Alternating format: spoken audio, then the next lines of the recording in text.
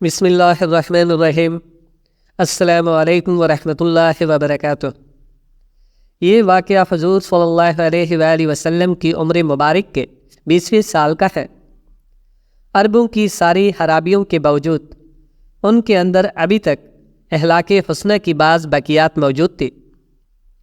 ظلم کے خلاف کبھی کبھار ان کی رگ حمیت جاگ اٹھتی تھی اور وہ ظالم سے مظلوم کو حق دلانے کے لیے سینہ سپر ہو جاتے تھے۔ ایک مرتبہ قبیلہ بنو زبید کا ایک شخص کچھ مال تجارت لے کر مکہ آیا۔ اس کی بیٹی بھی اس کے ساتھ تھی۔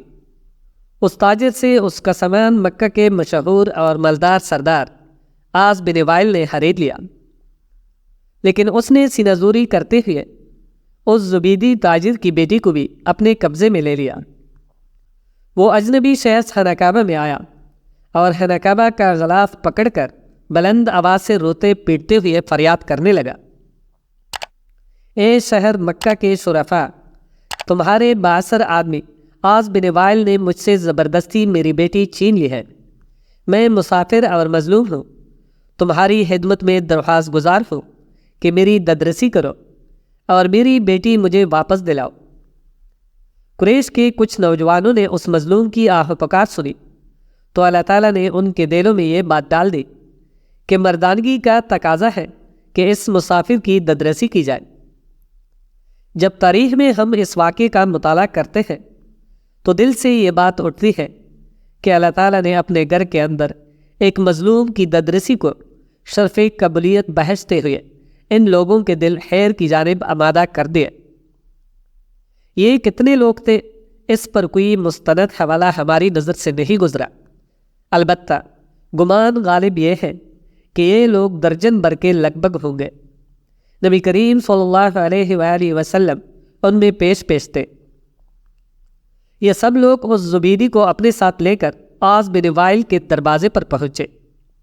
اسے باہر بلایا گیا اور سب نے یک زبان کہا کہ اس مظلوم پر تم نے کیوں ظلم ڈھایا ہے؟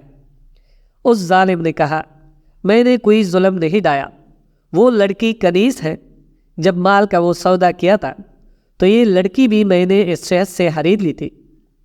عاص بن وائل کا جواب سن کر وفد کے لوگوں نے زبیدی سے وضاحت مانگی تو اس نے کہا، خانہ کعبہ کی عظمت و تقدس کی قسم، میں نے اپنی لڑکی بیچی نہیں ہے اور نہ ہی وہ کنیز ہے، وہ میری بیٹی ہے۔ اس شخص نے اپنی قوت کے بل بوتے پر زبردستی اسے اغوا کر کے اپنے گھر میں ڈال لیا ہے۔ اس پر وفد کے لوگوں نے سختی کے ساتھ عاص بن وائل سے بات کی تو اس بدبخت نے اپنے جرم کا اعتراف کر لیا اور زبیدی کی لڑکی اسے واپس دینا پڑی۔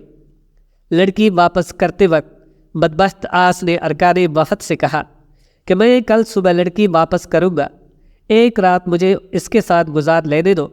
وفد کے تمام غیرت مند ارکان نے اسے سختی کے ساتھ اس ارادہ بد پر شرم دلائی اور کہا کہ یہ ہرگز ممکن نہیں، چنانچہ اسے اپنے شیطانی ارادے پر عمل کا موقع نہ ملا۔ زبیدی کی بیٹی اسے واپس دلا دی گئی۔ اب اس نے اپنی بیٹی کو ساتھ لیا اور اپنے علاقے کی طرف روانہ ہو گیا۔ جاتے ہوئے وہ اور اس کی بیٹی ان تمام نوجوانوں کو دعائیں دے رہے تھے جنہوں نے ان کی ددرسی کی۔ مظلوم کی بدعا بھی رب کے عرش تک بلا روک ٹوک پہنچتی ہے اور اس کی دعا بھی۔ وہ قریشی نوجوان خوش نصیب تھے جنہوں نے مظلوم سے دعائیں لی۔ جب اس تنازع کا فیصلہ احسن طریقے سے ہو گیا تو وفد کے ارکان میں سے بعض نے مشورہ دیا کہ اس قسم کے واقعات وقتاً فوقتاً رونما ہوتے رہتے ہیں، کیا ہی اچھا ہو کہ ہم آپس میں حلف اٹھائیں کہ ہم ظالم کے مقابلے پر ہر مظلوم کی مدد کریں گے، خواہ وہ کوئی بھی ہو۔ چنانچہ یہ سب لوگ عبداللہ بن جدعان کے گھر پر اکٹھے ہوئے اور اللہ کے نام پر سب نے حلف اٹھایا، جس کے الفاظ یہ تھے، ہم حلف اٹھاتے ہیں کہ غصب شدہ چیز مالک کو واپس دلائیں گے اور آج کے بعد کسی پر ظلم کو برداشت نہیں کریں گے، ہر مظلوم کی ددرسی ہوگی اور ظالم کو اس کے ظلم کی سزا دی جائے گی۔ اسے حلف الفضول کہا جاتا ہے۔ فضول کا معنی ہے کہ وہ چیز جو ظلم کے ساتھ چھینی جائے۔ نبی اکرم صلی اللہ علیہ وآلہ وسلم فرمایا کرتے تھے کہ میں نے عبداللہ بن جدعان کے گھر میں جو حلف اٹھایا تھا، آج اسلام کے دور میں بھی اگر کوئی مجھے اس کی طرف دعوت دے تو میں لبیک کہوں گا۔ اس حلف کو حلف الفضول کہنے کی 3 وجوہات بیان کی گئی ہیں۔ ایک تو یہ کہ یہ حلف میں جتنی باتیں کی گئی وہ اخلاقی فضائل کے زمرے میں آتی ہیں۔ دوسرا یہ کہ فضول اس متاع کو کہا جاتا ہے جو جبر و ظلم سے چھین لی جائے۔ تیسری وجہ یہ ہے کہ اس حلف میں شامل ہونے والے افراد میں سے 3 کے نام فضل تھے۔ مورخ حلبی نے اپنی تاریخ میں مزید ایک وجہ بیان کی ہے کہ حضور صلی اللہ علیہ وآلہ وسلم کی تجویز پر ان لوگوں نے یہ بھی حلف اٹھایا تھا کہ اپنی کمائی میں سے ضرورت سے زیادہ مال مہمانوں کی ضیافت کے لیے خرچ کریں گے۔ ابن کثیر نے لکھا ہے کہ 3 ارکان حلف اس نام سے موسوم تھے۔ نمبر 1 فضل بن فضالہ، نمبر 2 فضل بن بدہ، نمبر 3 فضل بن حارث۔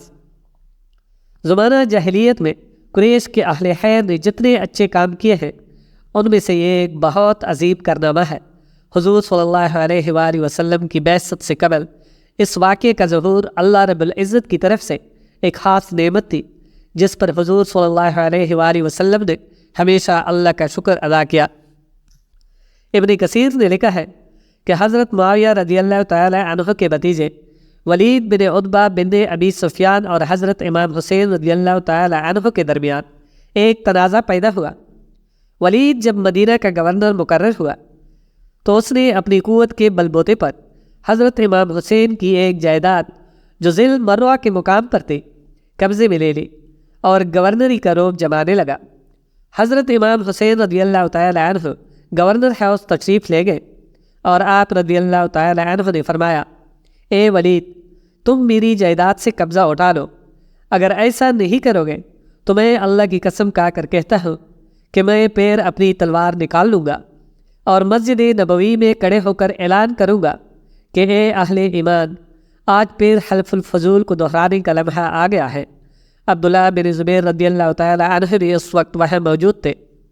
انہوں نے فرمایا، میں اللہ کی قسم کھا کر کہتا ہوں کہ حسین کا حق اگر واپس نہ کیا گیا تو میں بھی اس کے حصول کے لیے اپنی تلوار نکال کر اس کے ساتھ کھڑا ہو جاؤں گا، پھر یا تو اس کا حق دلا کے رکھوں گا یا جان کی بازی لگا دوں گا۔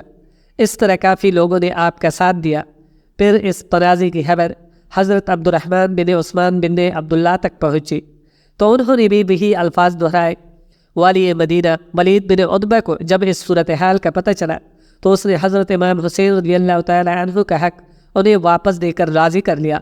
حقدار کو اس کا حق دلانے کی کاوش اللہ کے نزدیک محبوب ترین عمل ہے۔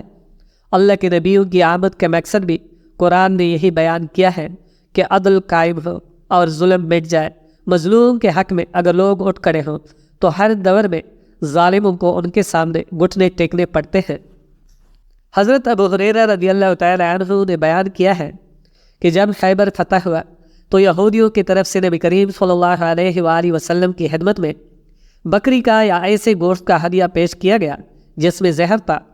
اس پر حضرت محمد صلی اللہ علیہ وآلہ وسلم نے فرمایا کہ جتنے یہودی یہاں موجود ہیں انہیں میرے پاس جمع کرو۔ چنانچہ وہ سب آ گئے۔ اس کے بعد حضرت صلی اللہ علیہ وآلہ وسلم نے فرمایا کہ دیکھو، میں تم سے ایک بات پوچھوں گا، کیا تم لوگ صحیح جواب دو گے؟ سب نے کہا جی ہاں۔ آپ صلی اللہ علیہ وآلہ وسلم نے دریافت فرمایا، تمہارے باپ کون تھے؟ انہوں نے کہا کہ فلاں۔ اور حضرت صلی اللہ علیہ وآلہ وسلم نے فرمایا کہ تم جھوٹ بولتے ہو، تمہارے باپ تو فلاں تھے۔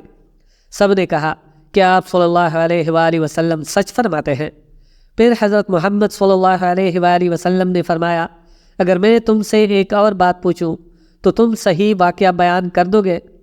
سب نے کہا جی ہاں اے ابو القاسم، اور اگر ہم جھوٹ بھی بولیں گے تو آپ ہمارے جھوٹ کو اسی طرح پکڑ لیں گے جس طرح آپ نے ابھی ہمارے باپ کے بارے میں ہمارے جھوٹ کو پکڑ لیا۔ رسول اکرم صلی اللہ علیہ وآلہ وسلم نے اس کے بعد دریافت فرمایا کہ دوزخ میں جانے والے لوگ کون ہوں گے؟ انہوں نے کہا کہ کچھ دنوں کے لیے تو ہم اس میں داخل ہو جائیں گے، پھر آپ لوگ ہماری جگہ داخل کر دیے جائیں گے۔ حضور اکرم صلی اللہ علیہ وآلہ وسلم نے فرمایا، تم اس میں برباد رہو، خدا گواہ ہے کہ ہم تمہاری جگہ اس میں کبھی داخل نہیں کیے جائیں گے۔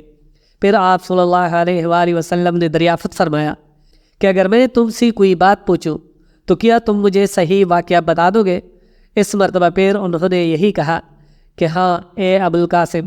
اور حضرت صلی اللہ علیہ وآلہ وسلم نے دریافت کیا کہ کیا تم نے اس بکری کے گوشت میں زہر ملایا ہے؟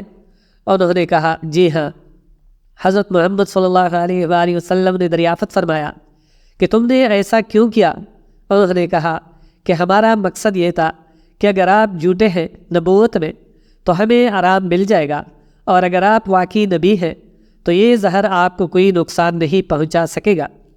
نبی کریم صلی اللہ علیہ وآلہ وسلم نے مدینے کے یہودی قبائل سے یہ معاہدہ کیا تھا کہ جنگ کی صورت میں فریقین ایک دوسرے کی مدد کریں گے۔ جنگ بدر کے موقع پر یہود نے اس معاہدے کی خلاف ورزی کی اور غیر جانبداری کا اعلان کر دیا۔ مسلمان اکیلے ہی مشرکین مکہ پر فتح حاصل کر کے مدینہ واپس لوٹے تو یہودیوں کو اور ناگوار گزرا۔ حسد میں وہ مسلم دشمنی پر اتر آئے۔ مجبوراً مسلمانوں کو سب سے پہلے یہود کے قبیلہ بنو کنکا کو مدینے سے جلا وطن کرنا پڑا۔ یہ خیبر میں جا آباد ہوئے، مگر اسلام دشمنی سے پھر بھی باز نہ آئے، بدستور سازشوں میں مصروف رہے۔ اسلامی لشکر نے جنگ خیبر میں ان کی سرکوبی کی۔